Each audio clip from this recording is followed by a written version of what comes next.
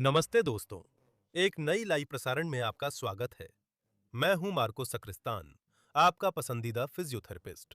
और आज के प्रसारण में हम बात करेंगे, मैं आपको 15 से 20 मिनट की एक रूटीन सिखाऊंगा, जो घुटनों के घिसाव से लड़ने के लिए बनाई गई है। एक आसान रूटीन जिसे हर कोई कर सकता है। असल में, ये बहुत ही सरल व्यायाम हैं, जो किसी भी उम्र के लिए उपयुक्त हैं और जो धीरे-धीरे कठिनाई को बढ़ाते हैं। हम सभी जानते हैं कि घुटने का घिसाव, जिसे हम ऑस्टियोआर्थराइटिस भी कह सकते हैं, घुटने के जोड़ की सतहों और उसके घटकों का एक प्राकृतिक बूढ़ा होना या क्षरण है, जो उम्र बढ़ने के साथ होता है। जैसे बाल सफेद होना या माथे पर झुर्रियां आना उम्र से जुड़ा है, वैसे ही यह भी जोड़ का बूढ़ा होना है। जैसे कुछ लोगों के बाल जल्दी सफेद या वे जल्दी बूढ़े दिखने लगते हैं, वैसे ही ऑस्टियोआर्थराइटिस भी जल्दी हो सकता है। घुटने का ऑस्टियोआर्थराइटिस या घुटने का घिसाव, कुछ लोग इस डिजेनरेशन को जल्दी विकसित कर लेते हैं और यह मुख्य रूप से आपके परिवार से जुड़े वंशानुगत कारणों, आनुवांशिक कारणों पर निर्भर करता है। मैं ज्यादा समय नहीं लूंगा, जल्दी एक्सरसाइज शुरू करेंगे। बस बताना है कि यह रूटीन किन के लिए है। घुटने के ऑस्टियोआर्थराइटिस, जोड़ के घिसाव, खासकर कार्टिलेज के घिसाव के संकेत वाले व्यक्ति के लिए, क्योंकि इस बीमारी में सबसे ज्यादा असर कार्टिलेज पर पड़ता है। ये उन लोगों के लिए भी है जिन्हें कॉन्ड्रोमेलेशिया पटेला यानी घुटने की टोपी के पीछे घिसाव है। पटेला घुटने के सामने की छोटी हड्डी है। इसके पिछले हिस्से के घिसाव को कॉन्ड्रोमेलेशिया कहते हैं। घुटने में मोच वाले लोगों के लिए यह रूटीन फायदेमंद है, क्योंकि यह घुटने की मांसपेशियों को मजबूत और स्थिरता बढ़ाएगी, साथ ही शरण की प्रक्रिया धीमी करेगी। मेनिस्कस की चोटें भी जोड़ की चोटें हैं, जो अक्सर ऑस्टियोआर्थराइटिस से जुड़ी होती हैं। घुटने की सर्जरी में जैसे घुटने का प्रतिस्थापन या कृत्रिम जोड़ लगाना, ये व्यायाम ऑपरेशन से पहले और ऑपरेशन के बाद दोनों समय में आपके लिए उपयोगी हैं, ताकि आप सर्जरी के बाद खोई मांसपेशी शक्ति वापस पा सकें। सभी लोगों के लिए जिनको घुटने में अस्पष्ट दर्द है, जिसका कारण पता नहीं है, क्वाड्रिसेप्स को मजबूत करना हमेशा उन घुटने के लक्षणों में सुधार लाएगा। और अंत में, बचाव के तौर पर, अगर आप युवा हैं और आपके घुटनों में ऑस्टियोआर्थराइटिस के कुछ लक्षण हैं, तो कुछ व्यायाम शुरू करना आपको अपने घुटनों को लंबे समय तक स्वस्थ रखने में मदद करेगा और ऑस्टियोआर्थराइटिस को तेजी से बढ़ने से रोकेगा। एक बात ध्यान देने वाली है, घुटने का ऑस्टियोआर्थराइटिस या घुटने का घिसाव एक पुरानी बीमारी है, यानी इसे पलटा नहीं जा सकता। हम अपने घुटने की पहले जैसी स्थिति में वापस नहीं जा सकते, जैसे हम अपनी उम्र कम नहीं कर सकते या फिर से जवान नहीं हो सकते। ठीक है, एक जरूरी बात, इस रूटीन से हम इसे नियंत्रित कर लक्षण कम कर सकते हैं। अब बगल में चलते हैं और व्यायाम शुरू करते हैं। रूटीन करने के लिए आपको कुछ चीजों की जरूरत पड़ेगी, लेकिन ये कोई असामान्य चीजें नहीं हैं। आप ये सारी चीजें आसानी से अपने घर में पा सकते हैं। मेरे पास एक मीडियम साइज तौलिया है, जिसे हम कुछ व्यायामों में इस्तेमाल करेंगे, और अलग-अलग साइज के कुशन भी हैं। एक छोटा कुशन, एक थोड़ा बड़ा कुशन जो मेरे सोफे की बैकरेस्ट का हिस्सा है, जिसे हम आगे देखेंगे, और आखिर में एक थोड़ा मोटा इलास्टिक, जिसे आप बेल्ट से भी बदल सकते हैं। हम सबसे आसान व्यायाम से शुरू करते हैं, क्वाड्रिसेप्स की एक आइसोमेट्रिक संकुचन। मैं सारे व्यायाम एक ही पैर से करूंगा, सिर्फ एक से, ताकि समय ज्यादा न लगे। अगर दोनों घुटनों में ऑस्टियोआर्थराइटिस है, तो एक पैर से करें, वीडियो रोकें और फिर दूसरे पैर से दोहराएं। मैं एक पैर से सारी सीरीज कर फिर दूसरे पर करता हूं, ताकि मांसपेशियां ज्यादा थकें। पहला व्यायाम, हम तौलिया लेते हैं, उसे कई बार मोड़ते हैं और फिर उसे लपेटते हैं, जब तक कि वो इस तरह का रोल ना बन जाए। अब हम इसे घुटने के पीछे रखेंगे। व्यायाम करने के लिए आप मेरी तरह बैठ सकते हैं, लेकिन अगर आपको ज्यादा आरामदायक लगे, तो आप पीठ के बल लेट भी सकते हैं। मैं बैठा रहूंगा, क्योंकि मेरी आवाज ऐसे ज्यादा साफ सुनाई देती है। यहाँ हम जो करने जा रहे हैं, वह है पैर को बिल्कुल सीधा रखते हुए और अंगूठे की नोक को छत की ओर रखते हुए उस तौलिए को नीचे की ओर दबाना है।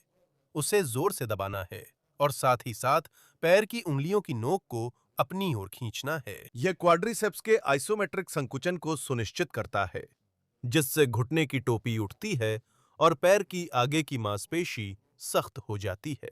मुख्य बात यह है कि एड़ी जमीन से नहीं उठती और हम बहुत छोटे दायरे में हल्का मूवमेंट करते हैं, जिससे कोई खास मूवमेंट नहीं दिखता। ये लगभग बिना मूवमेंट के आइसोमेट्रिक संकुचन है। हम 1, 2, 3, 4 और 5 तक रोकते हैं और फिर रिलैक्स करते हैं।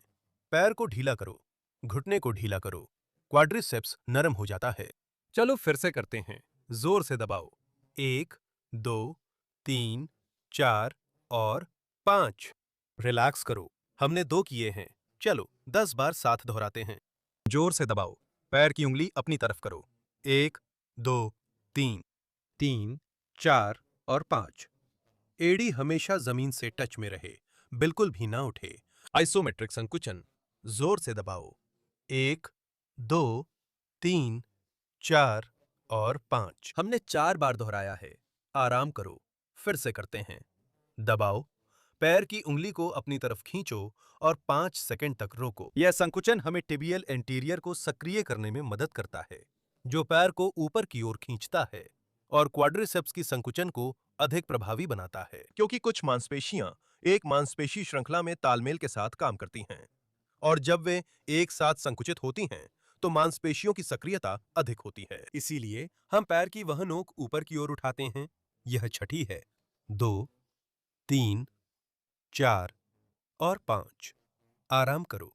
अब 7 करेंगे। 7वीं।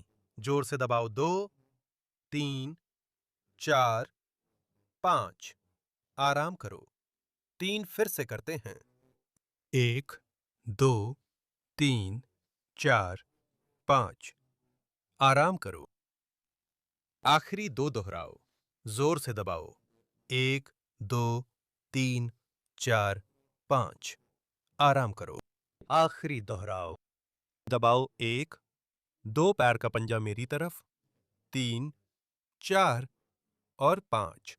परफेक्ट। अगर आप इस एक्सरसाइज को थोड़ा और मुश्किल बनाना चाहते हैं, तो हम कुशन का इस्तेमाल कर सकते हैं। उसे थोड़ा और मोड़ सकते हैं ताकि घुटने के नीचे ज्यादा वॉल्यूम बने और मूवमेंट का दायरा थोड़ा और बढ़ जाए। इस एक्सरसाइज में एड़ी हमेशा जमीन से लगी रहनी चाहिए, कोई चूक न हो। बिल्कुल सही। मैं कुशन को यहीं रख देता हूं, तौलिया भी यहीं रख देता हूं। हम अगले व्यायाम पर चलते हैं। अब हम लेटेंगे, इस बार पूरी तरह से छत की ओर देखकर, ताकि व्यायाम सही तरीके से किया जा सके। यहां से हमें जो करना है वो ये है कि जिस पैर पर काम नहीं करना है उसे मोड़ना है और पैर की उंगलियों को मेरी ओर लाना है और सीधे पैर को ऊपर उठाना है।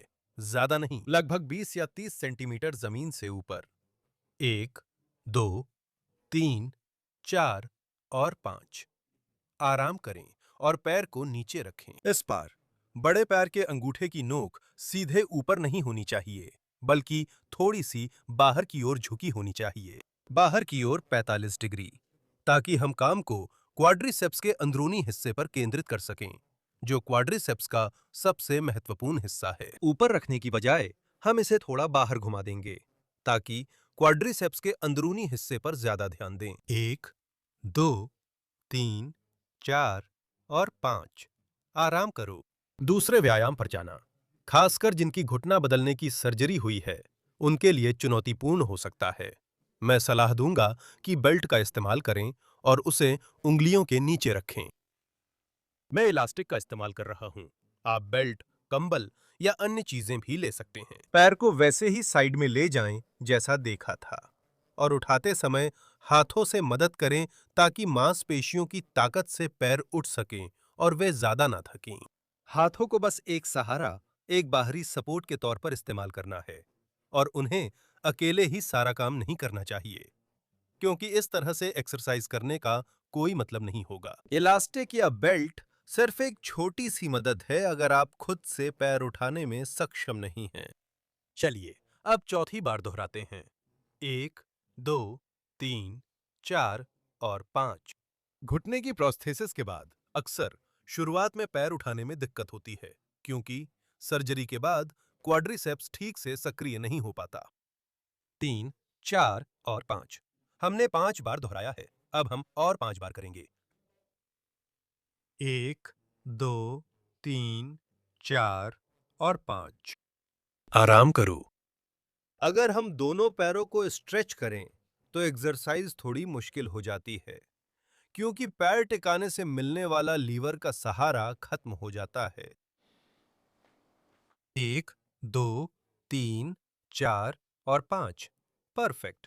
हमारे पास 3 बचे हैं और हम आगे की तरफ झुककर भी एक्सरसाइज की कठिनाई को थोड़ा और बढ़ा सकते हैं, क्योंकि जब हम हिप फ्लेक्शन जोड़ते हैं तो क्वाड्रिसेप्स मसल को पैर उठाने के लिए ज्यादा ताकत लगानी पड़ती है। यहाँ हम दूसरी टांग के सहारे को भी बदल सकते हैं। हम पैर का सहारा शरीर के पास रख सकते हैं या पैर को और दूर रख सकते हैं ताकि और भी ज्यादा कठिनाई जोड़ सकें। 5। अब एक दोहराव बाकी है। हमने 10 पूरे कर लिए हैं। मैंने आपको कई विविधताएं सिखाई ताकि आप अपनी क्षमता अनुसार उपयुक्त चुन सकें। उफ, यह व्यायाम आसान लगता है, लेकिन मैं आपको यकीन दिलाता हूं कि मेरी क्वाड्रिसेप्स मांसपेशी काफी थक चुकी है। बहुत बढ़िया, आगे बढ़ते हैं। इस बार हम फिर से अपना छोटा तकिया लेते हैं और इसे घुटने के पीछे की तरफ रखते हैं। मुझे लगता है इसे बेहतर समझाने के लिए बड़ा तकिया लूंगा। मैं यहां हूं। इस अभ्यास में जितना बड़ा तकिया होगा, अभ्यास उतना ही कठिन होगा। मैं आपको 2 उदाहरण दिखाऊंगा, एक छोटे तकिए के साथ और एक बड़े तकिए के साथ, जो मेरे सोफे के पिछले हिस्से का है। यहां से आप यह अभ्यास जैसे चाहें वैसे कर सकते हैं, चाहे पीठ के बल लेटकर या जैसे मैं बैठा हूं वैसे। अब हम जो करने जा रहे हैं वो उन दोनों अभ्यासों का संयोजन है जो हमने देखे हैं। मैं इसे बिल्कुल किनारे पर करके दिखाऊंगा ताकि आप देख सकें। और इसमें वही तकिया दबाना है जैसा हमने पहले देखा था, और फिर उसके बाद पैर उठाना है। इस बार हम पैर को पूरी तरह ऊपर उठाएंगे। हम उस एड़ी को टिकाकर नहीं रखेंगे और पैर का पंजा अपनी ओर खींचेंगे। 1, 2, 3, 4 और 5। पैर को हल्का सा बाहर की ओर घुमाना नहीं भूलना है। पैर का पंजा सिर्फ ऊपर की तरफ ना रहे, बल्कि उसे थोड़ा सा बाहर की ओर घुमाएं। लगभग 30 या 45 डिग्री तक घुमाएं। बाहर की ओर घुमाता हूं, फिर ढीला छोड़ता हूं, दोबारा दबाता हूं और पैर टिकाता हूं। 1, 2, 3, 4 और 5। आराम करता हूं, आराम करता हूं। फिर दबाता हूं, पैर टिकाता हूं, घुटने को मजबूत रखता हूं। 1, 2, 1, एक रोबस्टम नीचे से मेरे पास 2 बचे हैं। टिकाता हूं। 1, 2, 3, 4, 5। टिकाता हूं। अंतिम दोहराव ताकि यह ठीक से दिखे। टिकाता हूं, खींचता हूं। 2, 3, 4, 5। मैंने कहा था आखिरी, लेकिन अभी 5 और हैं। मैं दिखाऊंगा कि यह व्यायाम बड़े तकिए के साथ कैसे करते हैं, इसलिए चीजें मुश्किल हो जाती हैं। ऐसे में मैं जमीन पर लेटकर आराम करता हूं। जैसा कि आप देख सकते हैं, हम घुटने को ज्यादा मोड़कर शुरू करते हैं, जिससे मूवमेंट का दायरा और ताकत दोनों बढ़ती है। अब हम तकिए को नीचे दबाएंगे और पैर ऊपर उठाएंगे। पैर की उंगली थोड़ी तिरछी रहेगी। 2, 3, 4 और 5। टिकाता हूं और जैसे ही मेरी एड़ी छूती है, मैं फिर से ऊपर उठाता हूं। 1, 2, 3, 4 और 5। नीचे छूता हूं, फिर से ऊपर उठाता हूं, पैर की उंगली अपनी ओर। और 2, 3, 4 और 5। हमारे पास 2 बचे हैं और उस कुशन को नीचे की ओर हल्का दबाव देना न भूलें ताकि संकुचन और अधिक प्रभावी हो सके। हमेशा उस पैर से थोड़ा नीचे की ओर दबाव बनाए रखें ताकि क्वाड्रिसेप्स के भीतरी हिस्से में तेज संकुचन हो। मुझे लगता है कि हमारे पास 2 बचे हैं। 1, 2, 3, 4 और 5। तो काम छूते हैं, उठाते हैं। 1, 2, 3, 4 और 5। बिल्कुल सही। मत भूलिए, हम वजन जोड़कर एक्सरसाइज और मुश्किल बना सकते हैं। टखने के चारों ओर बांधने वाले वजन। मैं आपको सलाह देता हूं कि 1 से 2 किलो के बीच का वजन इस्तेमाल करें ताकि एक्सरसाइज ज्यादा मुश्किल ना हो जाए। यह गुरुत्वाकर्षण का प्रतिरोध बढ़ाकर एक्सरसाइज को और जटिल बना देता है। यह केवल उन्हीं लोगों के लिए अनुशंसित है जिनका स्तर थोड़ा अधिक है और जिनके क्वाड्रिसेप्स में ज्यादा ताकत है। जैसा कि आप देख सकते हैं, इन चीजों को, इन बदलावों को, इन विकल्पों को मिलाने के कई तरीके हैं। ताकि एक्सरसाइज आपकी क्षमताओं के अनुसार पूरी तरह से ढल सके, जो कि आखिरकार इसका असली मकसद है। अब हम सोफे की तरफ बढ़ेंगे। मैं ये सब थोड़ा सा हटा दूंगा। मैं कैमरा बदल रहा हूं। हम सोफे के किनारे बैठेंगे ताकि आपकी घुटने के लिए कुछ बहुत ही अच्छी क्वाड्रिसेप्स एक्सटेंशन कर सकें।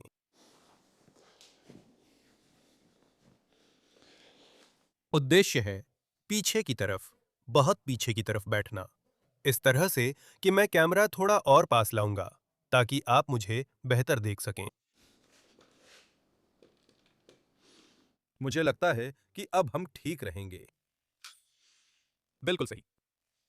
पीछे की ओर बैठो, बहुत पीछे की ओर, इस तरह से कि घुटने का मोड़, पिंडली का पिछला हिस्सा लगभग सोफे के संपर्क में आ जाए, जितना पीछे हो सके। और यहां से यह लगभग वही तरीका है।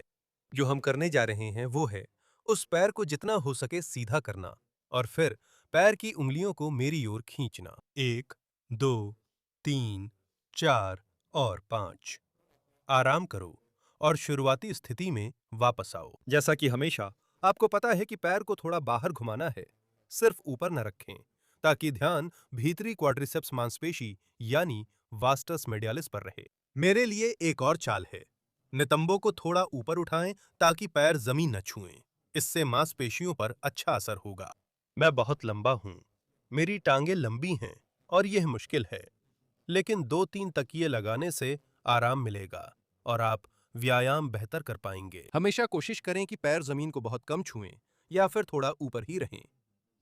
1, 2, 3, 4 और 5। आराम करें। अपना पैर टिकाएं और हम आगे बढ़ते हैं। 1, 2, 3, 4 और 5। हमने 3 पूरे कर लिए हैं। 1, 2, 3, 4 और 5। 4। 1, 2, 3। 4 और 5। 5 दोहराव। हमारे पास 5 और बाकी हैं। 1, 2, 3। 4 और 5। 6। 1, 2, 3, 4 और 5। 7। सिर्फ 3 और बचे हैं खत्म करने के लिए और मैं तुम्हें यकीन दिलाता हूं कि मेरा घुटना अब बहुत थक चुका है। 4 और 5 और मैं जांघ में बहुत अच्छा असर महसूस कर रहा हूं। 2 दोहराव। 1, 2, 3, 4 और 5। आराम करो। आखिरी दोहराव। 1, 2, 3, 4 और 5। परफेक्ट। क्वाड्रिसेप्स में शानदार काम हुआ है। मैं बस यहाँ बगल से थोड़ा सा सामान ले लूंगा। अगली मूवमेंट सिखाने के लिए एक कुर्सी। मुझे 1 सेकंड दो। एक फॉलो एक। हम एक कुर्सी लेते हैं, उसे सोफे के पास रखते हैं और कपड़ा हटाते हैं। वैसे एक छोटी सी बात, इस एक्सरसाइज में जो आप सोफे के किनारे बैठकर करते हैं, उसमें आप अपने टखने पर वजन भी लगा सकते हैं, ताकि ये एक्सरसाइज और भी मुश्किल हो जाए। हालांकि मेरी राय में यह एक्सरसाइज वैसे ही काफी मुश्किल है। मैं कैमरा को थोड़ा और दूर कर दूंगा ताकि मेरा सिर कट न जाए। और अब हम स्क्वाट की हरकत पर काम करेंगे। वहां कैसा दिख रहा है? क्या मेरा सिर थोड़ा कट रहा है?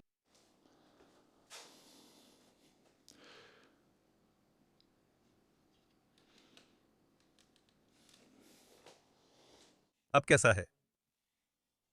बहुत बेहतर। Squat exercise.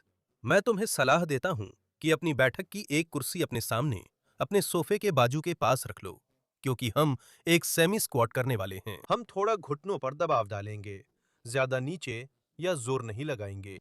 अपने पैरों को अपने शरीर के दोनों तरफ, लगभग अपने कंधों की चौड़ाई पर रखें। पैरों को थोड़ा बाहर की तरफ रखें, जैसा कि हमने पिछले एक्सरसाइज में देखा था। यहां से हमें अपने कूल्हों से झुकना है, ठीक इसी स्तर पर। कैसे? जैसे अगर हम सोफे के हत्थे पर बैठना चाहें, जबकि कुर्सी पर टिके हों। हम अपनी नितंबों को टिकाते हैं, आराम से बैठते हैं और बहुत नियंत्रित और धीमी गति से सही तरीके से ऊपर उठते हैं।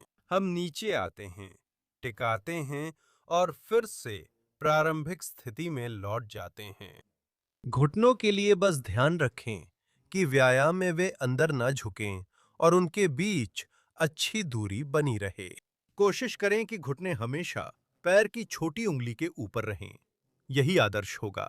हमने 2 दोहराव किए हैं, अब हम 8 और करेंगे। मैं बहुत धीरे-धीरे बैठता हूँ और नियंत्रित, धीमे, क्रमिक गति से उठता हूँ। मैं उठता हूँ 4, 1, 2, 3, 4, 4, पीछे की ओर टिकता हूँ, फिर उठता हूँ 5, 4। हम जारी रखते हैं। मैं धीरे-धीरे पीछे की ओर बैठता हूँ, टिकता हूँ, फिर उठता हूँ 6। हमारे पास 4 बाकी हैं।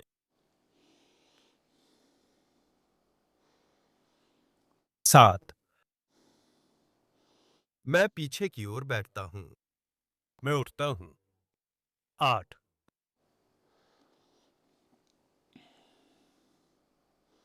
9। आखिरी दोहराव।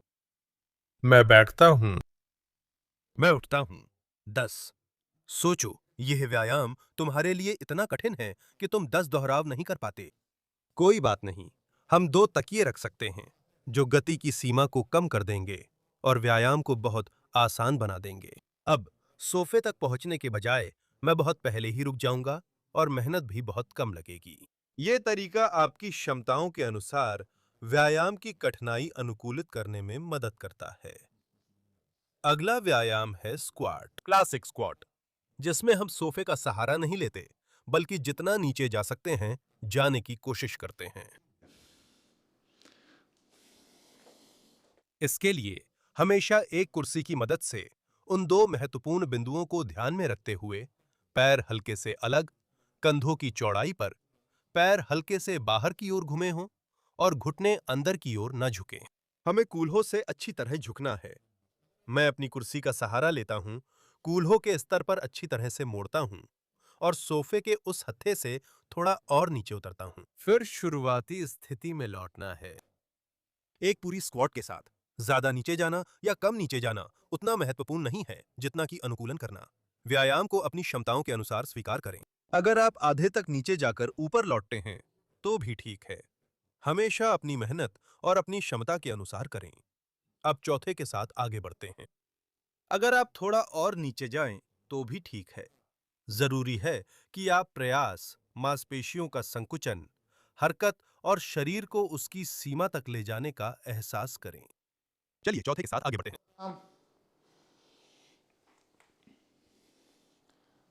5, 6, 7, 8, 9, आखिरी दोहराव और 10। परफेक्ट। फिर से यहां हम कठिनाई को कम या ज्यादा गहरा जाकर और पैरों को कम या ज्यादा खोलकर बदल सकते हैं। जितनी ज्यादा टांगे खुली होंगी, उतना ही जोड़ की हरकत का दायरा कम होगा और व्यायाम आसान होगा। एकमात्र शर्त यह है कि ये घुटने अंदर की तरफ न झुकें, ताकि हम अपने मेनिस्कस को नुकसान न पहुंचा दें। एक आखिरी व्यायाम बचा है। मुझे लगता है कि हम इसे छोड़ने वाले हैं।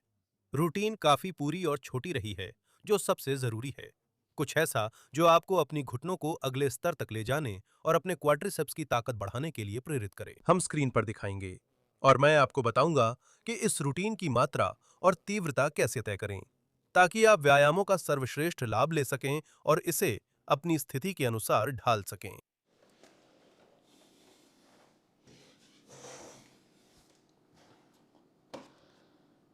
मैं फिर से आपके साथ यहां हूं। चलो चलते हैं।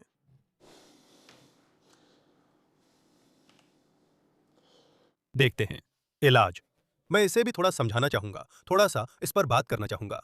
घुटने के ऑस्टियोआर्थराइटिस, घुटने के घिसाव का इलाज अलग अलग चरणों में होता है, ठीक है। सबसे जरूरी है कि हमेशा व्यायाम से शुरुआत करें ताकि इस घुटने की मांसपेशियों की गुणवत्ता बेहतर हो सके, ऑस्टियोआर्थराइटिस की प्रगति को रोका जा सके और जाहिर है कि घुटनों को जितना संभव हो सके उतना लंबे समय तक स्वस्थ रखा जा सके। हमेशा व्यायाम पहली पसंद होता है।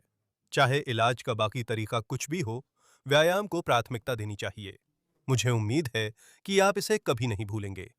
बदलाव भाई, जीवन शैली में बदलाव भी बहुत जरूरी है, खासकर वजन के मामले में। सामान्य सीमा के भीतर स्वस्थ वजन रखना और मोटापा न होना उस गठिया की प्रगति को रोकने के लिए एक महत्वपूर्ण कारक है और जाहिर है लक्षणों की प्रगति को भी रोकता है। सिर्फ वजन नहीं, नींद की गुणवत्ता भी जरूरी है, क्योंकि नींद में ही शरीर की उपचार प्रक्रियाएं शुरू होती हैं।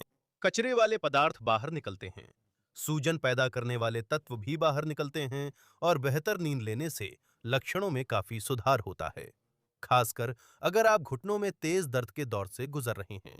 अंत में कुछ अन्य चिकित्सकीय विकल्प भी हैं जो आमतौर पर डॉक्टर ही देते हैं, जैसे कि हाइलुरोनिक एसिड के इंजेक्शन।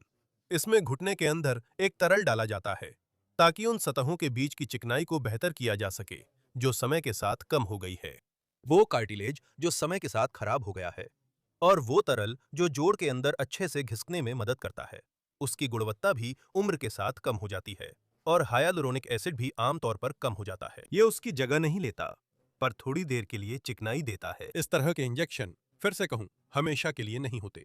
आमतौर पर 3 से 6 महीने तक असर करते हैं और ये एक अच्छा विकल्प हो सकते हैं अगर मरीज घुटने की सर्जरी नहीं कराना चाहता या ऑपरेशन थिएटर में जाने से पहले थोड़ा समय और पाना चाहता है।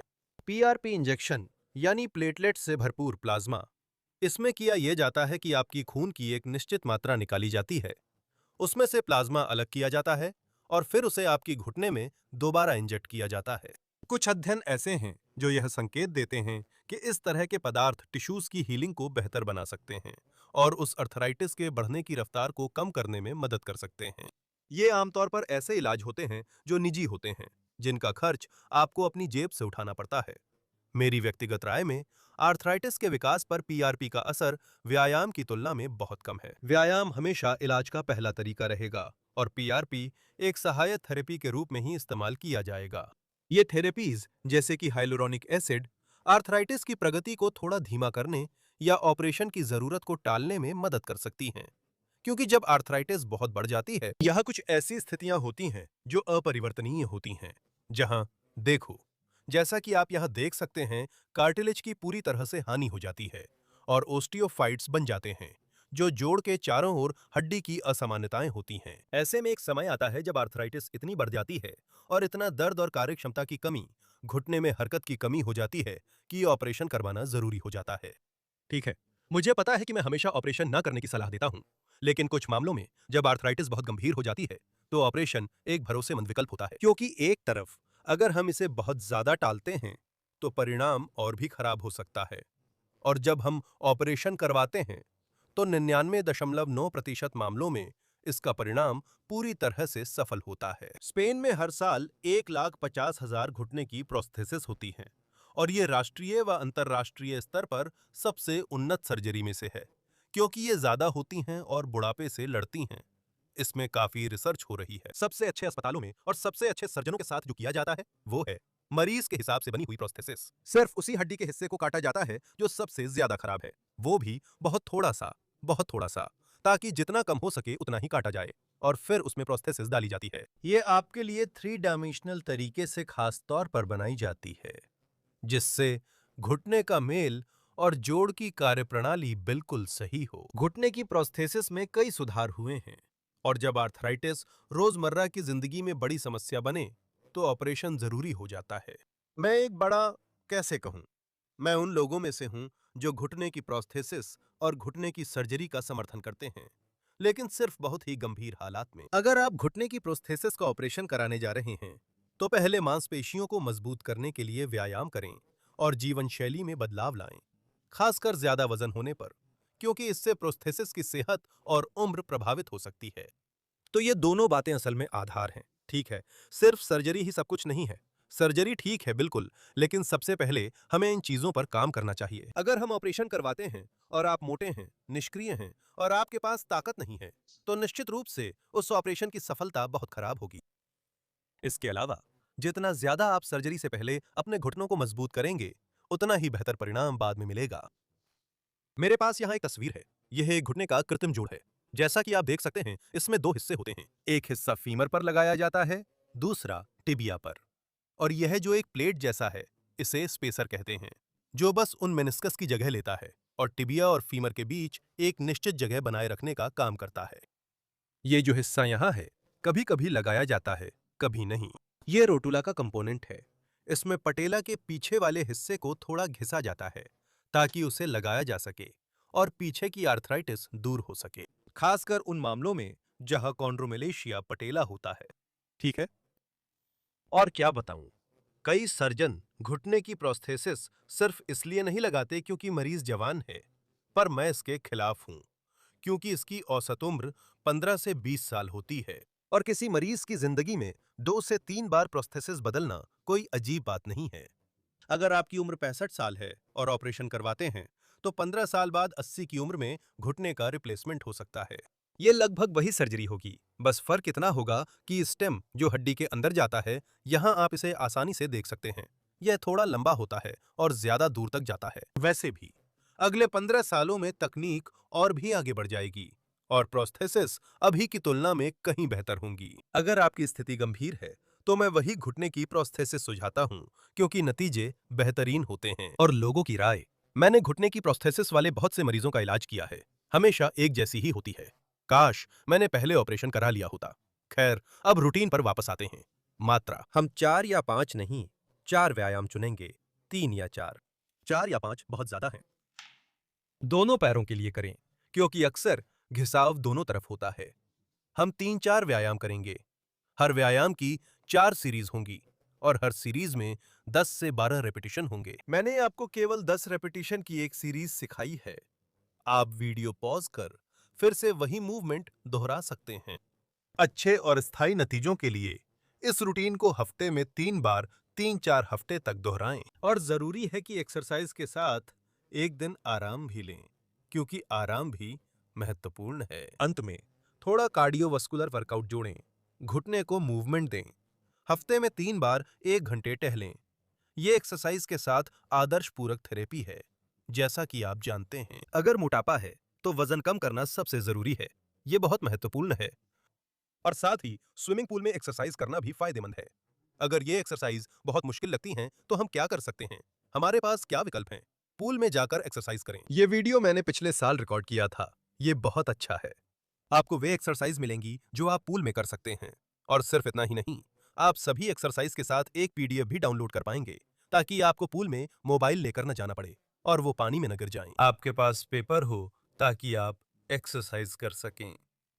3 हफ्ते बाद मैं पूल में कई उपयोगी वीडियो रिकॉर्ड करूंगा। ये कुछ ऐसा है जिसकी आप मुझसे बहुत बार मांग करते हैं और अब तक मैं रिकॉर्ड नहीं कर पाया था। लेकिन अपनी छुट्टियों के बाद मैं आपको और भी बहुत सारा कंटेंट दे पाऊंगा। यह विकल्प उन लोगों के लिए उपयोगी है जिनका वजन ज्यादा है, दर्द है या जो ये आसान एक्सरसाइज नहीं कर सकते। आखिर में, मैं कैसे जान सकता हूं कि कोई एक्सरसाइज मुझे परेशानी दे रही है या नहीं? मैं कैसे जान सकता हूं कि वो परेशानी गंभीर है या नहीं? मैं कैसे जान सकता हूं कि वो एक्सरसाइज मेरे लिए अच्छी है या नहीं, भले ही उससे मुझे दर्द हो रहा हो? मुझे ये दर्द का पैमाना इस्तेमाल करना पसंद है, जिसमें दर्द को 0 से 10 तक वर्गीकृत किया जाता है। 0 मतलब बिल्कुल दर्द नहीं है और 10 मतलब सबसे भयानक दर्द जो आप सोच सकते हैं। ये एक बहुत ही व्यक्तिगत पैमाना है, हर किसी के लिए अलग अलग। हर किसी के दर्द के अनुभव अलग होते हैं। और हाँ, सबसे जरूरी बात यह है कि जब आप कोई एक्सरसाइज करें, अगर उससे आपको थोड़ी परेशानी हो तो खुद को रोकिए मत। आप उसे तब तक करते रहें जब तक दर्द 0 से 4 के बीच रहे। ये दर्द के पूरी तरह से स्वीकार्य स्तर हैं। अगर दर्द बढ़ता है, यानी 5, 6, 7 पर पहुंच जाता है, ये एक्सरसाइज बहुत ज्यादा तीव्र है। ऐसे में रुक जाना चाहिए और शायद यह आपको फायदा कम और नुकसान ज्यादा पहुंचाएगा। थोड़ी बहुत असुविधा सहन की जा सकती है, लेकिन दर्द सहन नहीं किया जाता। तो ऐसे मामलों में मैं आपको सलाह दूंगा कि या तो सेट्स की संख्या कम कर दें, या रिपीटेशन की संख्या कम कर दें, या फिर सीधे उस एक्सरसाइज को हटा दें। आपके पास कुछ एक्सरसाइजेज हैं जिन्हें आप आजमा सकते हैं। आखिरकार, बहुत ज्यादा एक्सरसाइज करना, और वो भी दर्द के साथ, अच्छा नहीं होता। इसीलिए मैं हमेशा आपसे जोर देकर कहता हूं कि बीच में एक दिन का आराम जरूर रखें। सेशंस के बीच एक दिन का ब्रेक लें। यह कुछ कुछ वैसे ही है जैसे धूप सेकना। अगर आप पहले दिन से ही बहुत ज्यादा एक्सरसाइज करते हैं तो आप अपने शरीर को जरूरी आराम नहीं देते। तो जो होगा वो ये है कि आपकी त्वचा में जलन हो जाएगी, घुटने में जलन हो जाएगी और दर्द के लक्षण सामने आएंगे। ये बिल्कुल वैसे ही है जैसे धूप सेकना।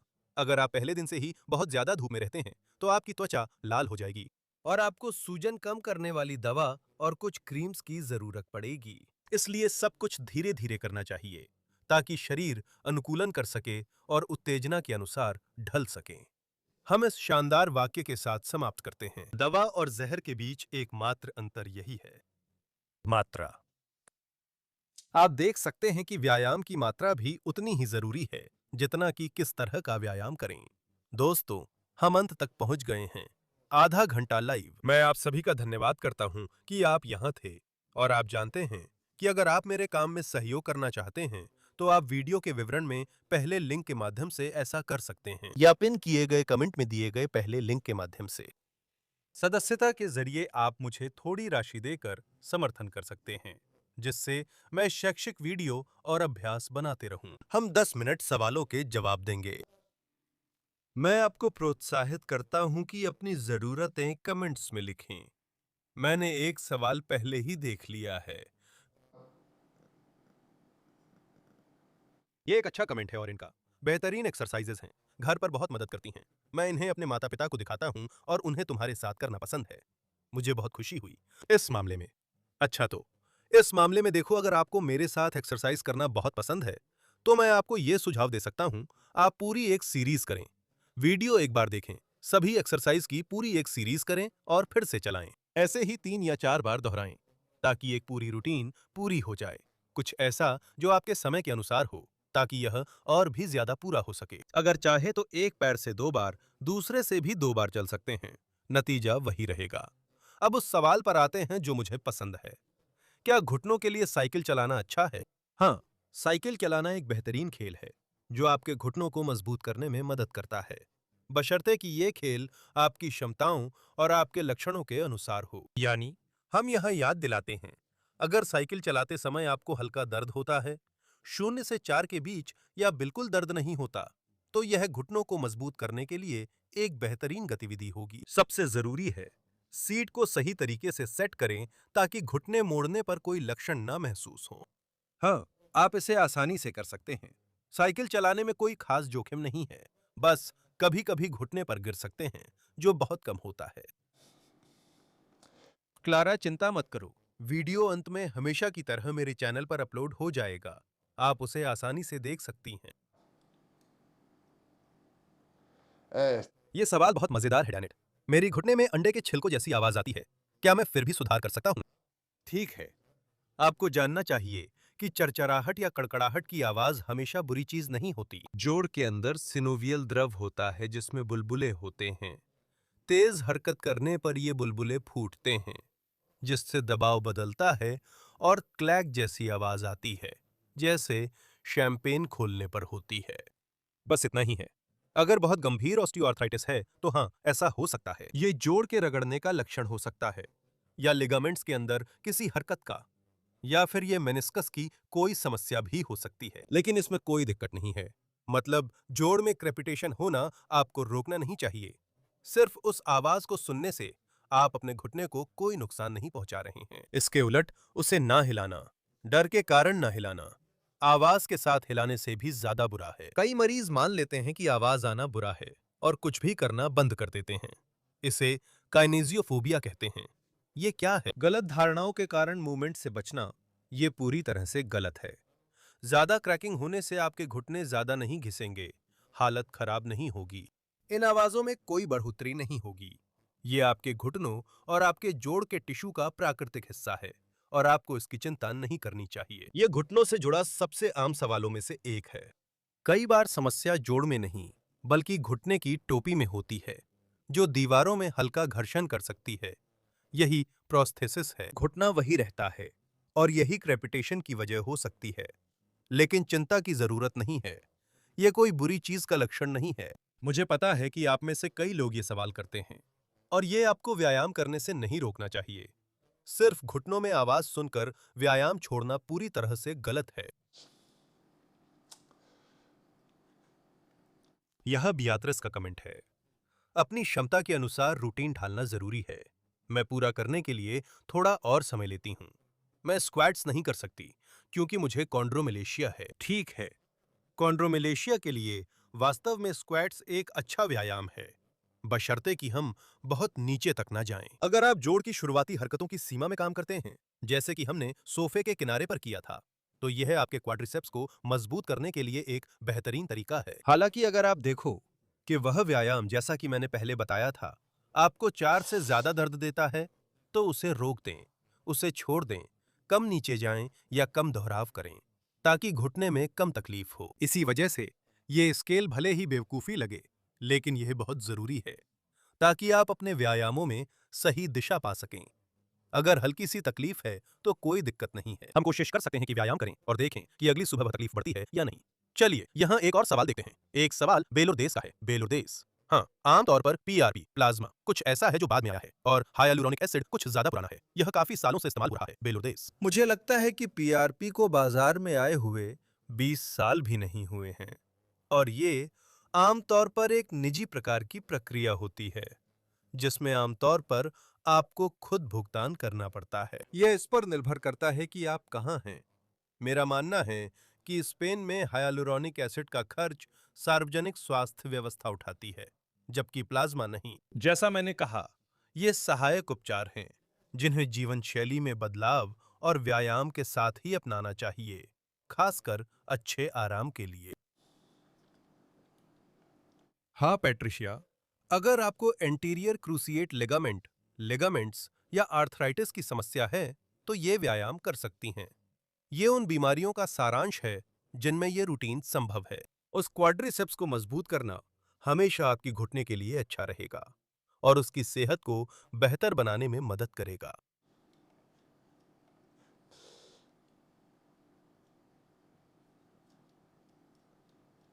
आइए यहां पर कुछ और कमेंट्स देखते हैं।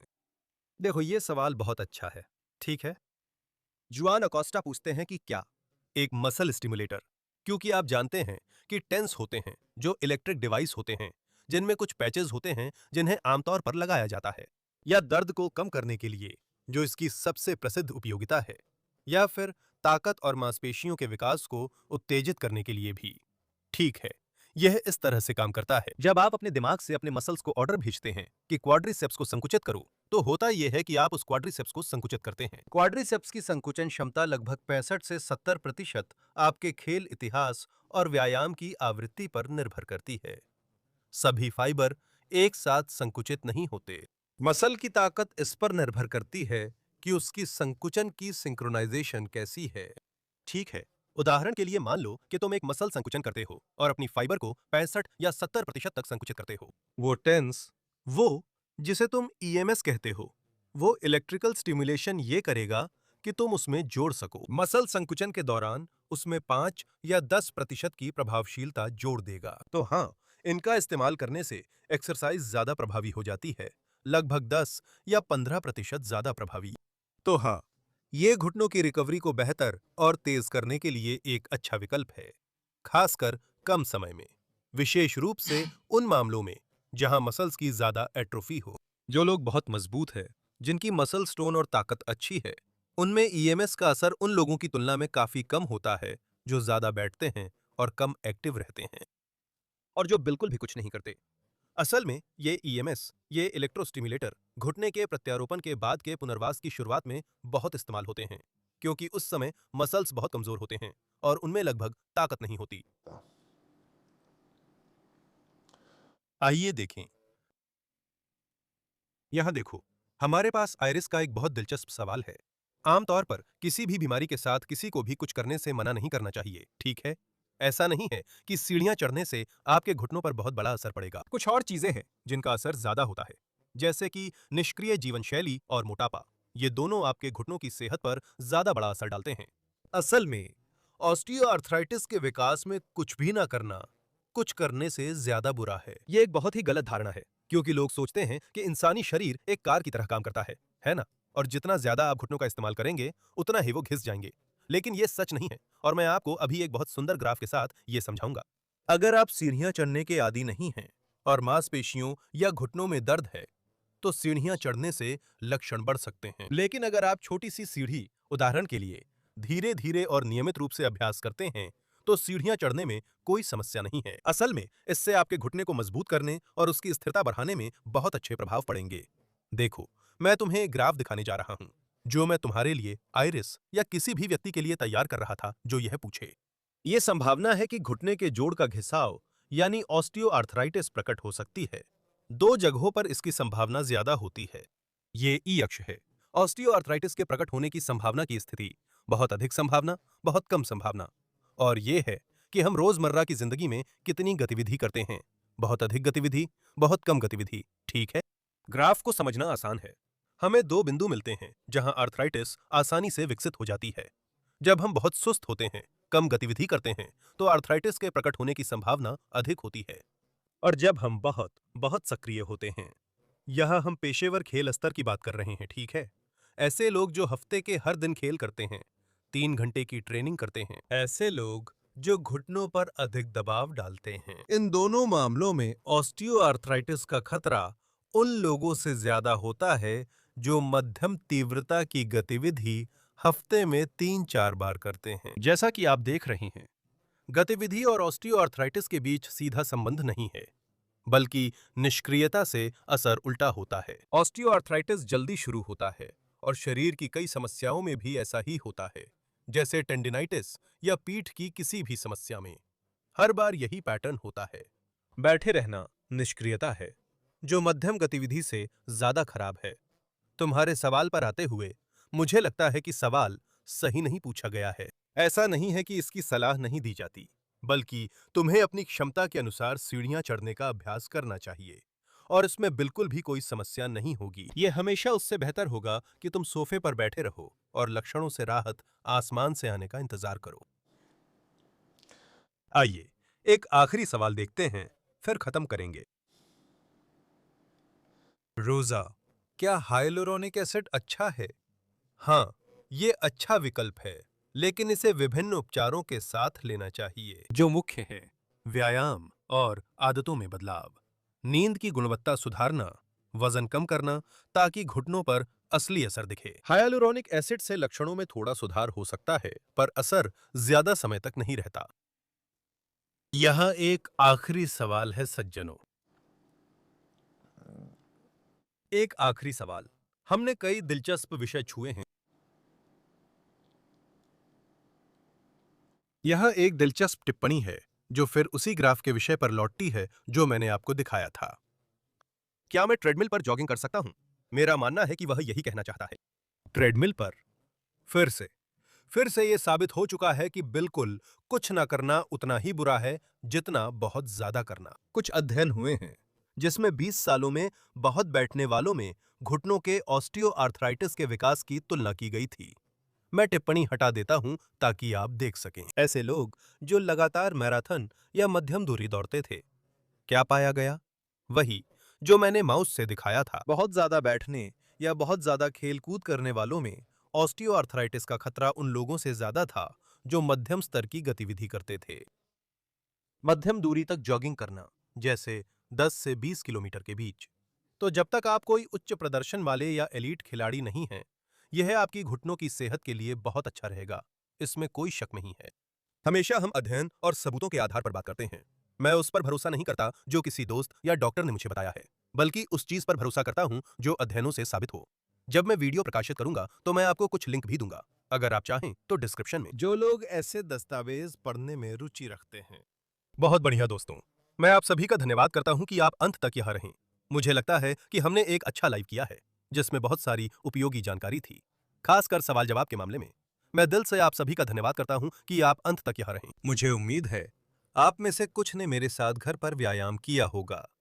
हम फिर इस गुरुवार दोपहर 3 बजे नए लाइव में मिलेंगे। इस बार यह स्लिप डिस्क पर केंद्रित होगा। नमस्कार दोस्तों, यहां तक पहुंचने के लिए बहुत बहुत धन्यवाद। अलविदा।